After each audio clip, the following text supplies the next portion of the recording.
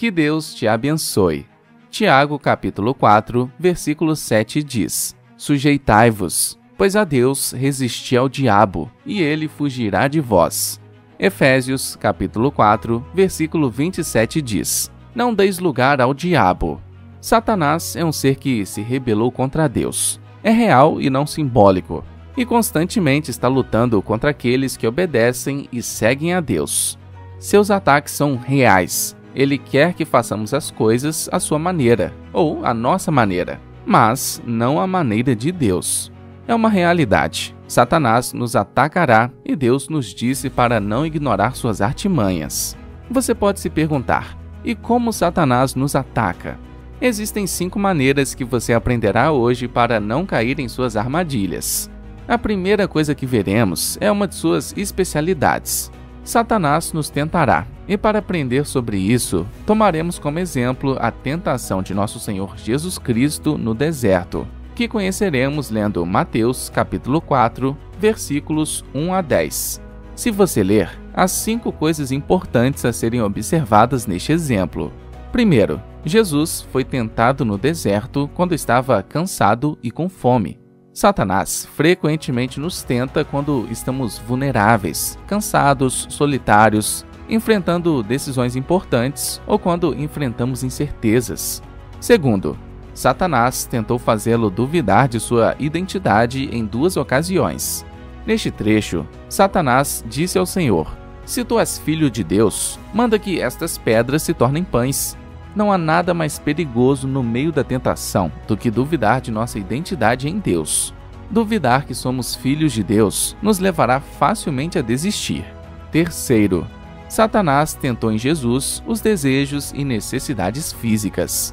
Não havia nenhum problema para o Senhor transformar as pedras em pão.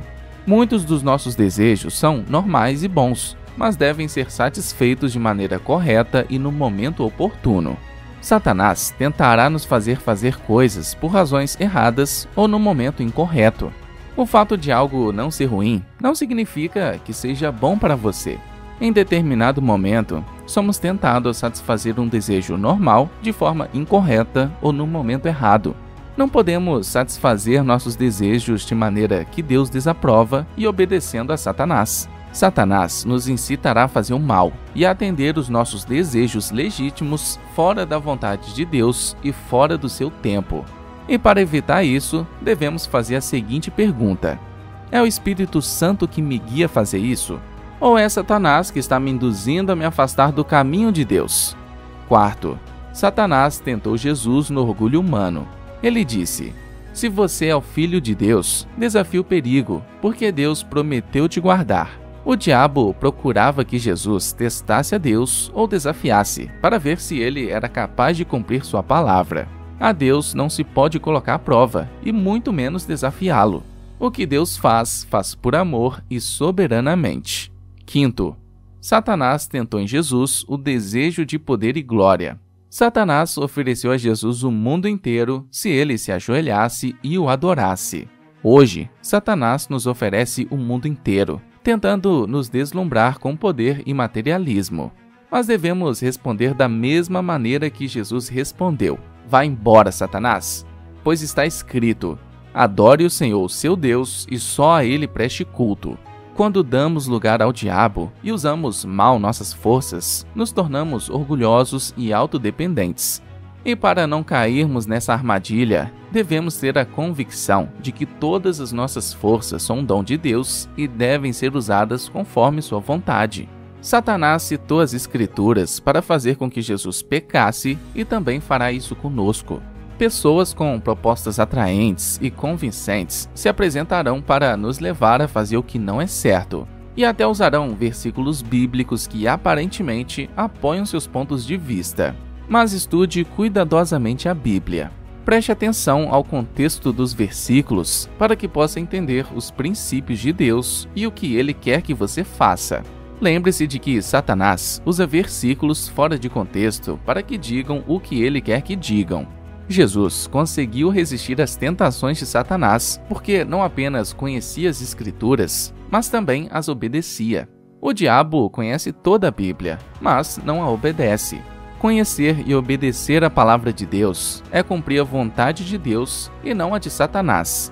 A segunda coisa que Satanás faz contra nós é tirar a palavra que foi semeada em nosso coração. O capítulo 4 de Marcos, versículo 15 diz: "E estes são os que estão junto do caminho em que a palavra é semeada. Mas, tendo a eles ouvido, vem logo Satanás e tira a palavra que foi semeada nos seus corações." Satanás não perde tempo em vir e arrancar a palavra que ouvimos e plantamos em nossos corações de Deus. Não é do interesse dele que você acredite e se apegue à palavra de Deus. Não é de seu interesse, pois se alguém ouvir e crer na palavra de Deus, será salvo. Será transferido do reino das trevas para o reino da luz. Conhecerá a Deus e se tornará um instrumento em suas mãos. Deixará de pertencer a ele e viverá para ele. Será livre da escravidão do pecado e sua fé se tornará sua melhor arma. Além disso, essa pessoa se tornará outro meio de expressão do Filho de Deus na terra. A terceira coisa que Satanás faz para nos atacar é se disfarçar como um anjo de luz. 2 Coríntios, capítulo 11, versículo 14 diz: "E não é de admirar, porque o próprio Satanás se disfarça como um anjo de luz." Isso é uma realidade. Portanto, devemos ter muito cuidado, pois muitas vezes somos enganados pela aparência das coisas.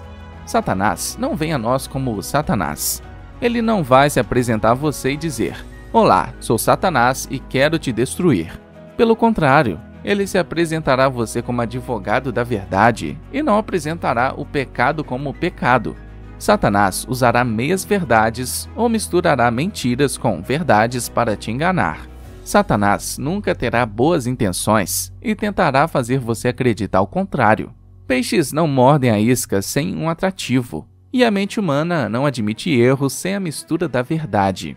Em contrapartida, Deus chama as coisas pelo que são e te diz as consequências que você deve enfrentar. Satanás se disfarça para separar famílias, induzi-lo a pecar, gradualmente afastá-los dos caminhos de Deus e escravizá-lo novamente. Em quarto lugar, Satanás tende armadilhas. 2 Timóteo, capítulo 2, versículo 26 diz: "E escapem do laço do diabo que os prendeu para fazerem a sua vontade." Satanás usa laços como armadilhas ocultas para tentar nos capturar e manter-nos cativos à sua vontade. Você pode se perguntar: como posso descobrir suas armadilhas? Primeiro, você deve se convencer do que a Bíblia diz sobre Satanás. O Evangelho de João, capítulo 8, versículo 44 diz: "Vocês pertencem ao pai de vocês, o diabo, e querem realizar o desejo dele. Ele foi homicida desde o princípio e não se apegou à verdade, pois não há verdade nele. Quando mente, fala sua própria língua, pois é mentiroso e pai da mentira." O texto claramente diz que Satanás é um assassino desde o princípio. Ele sempre odiou a verdade. Não há verdade nele. Ele sempre agirá de acordo com o que é, porque ele é mentiroso, pai da mentira e do engano. A Bíblia diz que Satanás foi derrotado por Cristo. Portanto, sua principal arma é a mentira e o engano. Satanás nunca revelará seu plano real. Ele o enfeitará e fará parecer bom para escapar das armadilhas de Satanás. Você deve estar ciente de que ele anda como um leão rugindo, procurando a quem devorar. 1 de Pedro, capítulo 5, versículos 8 ao 9 dizem: "Sejam sóbrios, estejam vigilantes. O diabo, o adversário de vocês, anda ao redor como um leão que ruge, procurando alguém para devorar. Resistam-lhe, permanecendo firmes na fé." Nosso inimigo, Satanás, não dorme.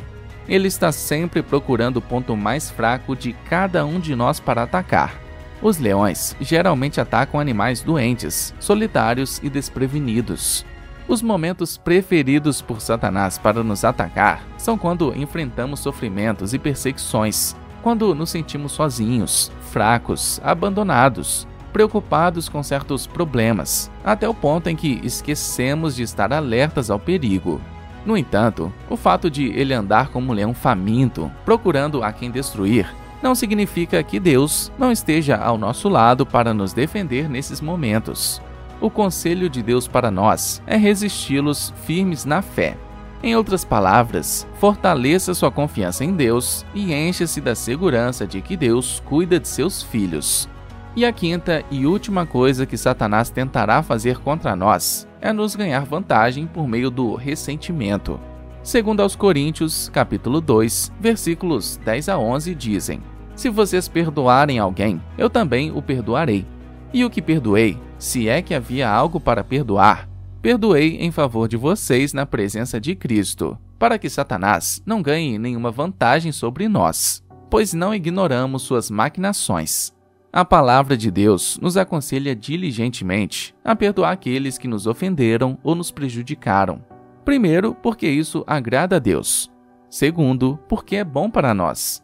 E terceiro, porque ao fazer isso, fechamos a porta para Satanás, para que ele não comece a semear raízes de amargura, produto de ressentimento e rancor.